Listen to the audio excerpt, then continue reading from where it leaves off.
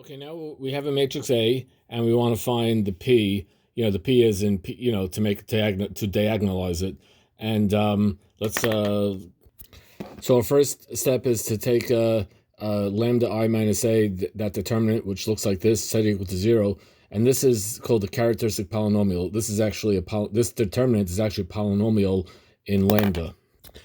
And we multiply out this determinant, we get this nice messy looking thing here, which which if I just gather terms and just blah blah blah, I get lambda cubed minus 3 lambda squared minus 4 lambda plus 12 equals 0, and that you can factor into lambda minus 3 lambda minus 2 lambda plus 2 equals 0. So I have 3 lambdas. Lambda 1 is 2, lambda 2 is negative 2, lambda 3 is 3. And by the way, I could have did 3, 2.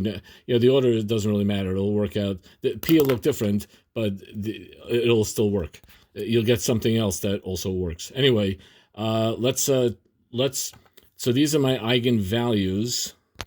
Now let's use these eigenvalues to figure out the eigenvectors. That's our next step.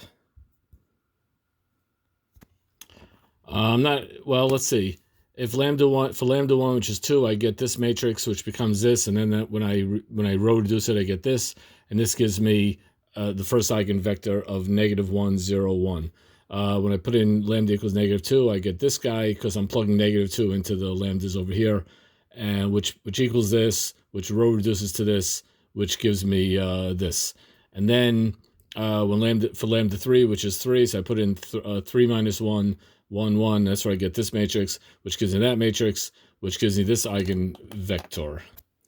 I take these 3 eigenvectors, this guy, that guy, and that guy, and I just put them into this matrix right here, and that's my P. Now, if you would find P inverse and multiply P inverse times A times P, you will get a diagonal matrix. And I claim the diagonal matrix you're going to get has to be this here. Why do I say that? Because since P is invertible, that means that the columns are all linearly independent, and we know that if we have 3 linearly independent vectors, that means that A is diagonalizable. But the eigenvalues of A are 2, -2, 3, which means the eigenvalues of a matrix similar to A, such as this diagonal guy, has to also be the same eigenvalues, 2, -2, 3. If a diagonal matrix has these eigenvalues, that's what it's got to be. It's got to be these numbers down the columns. I mean, down the main diagonal. So, yay.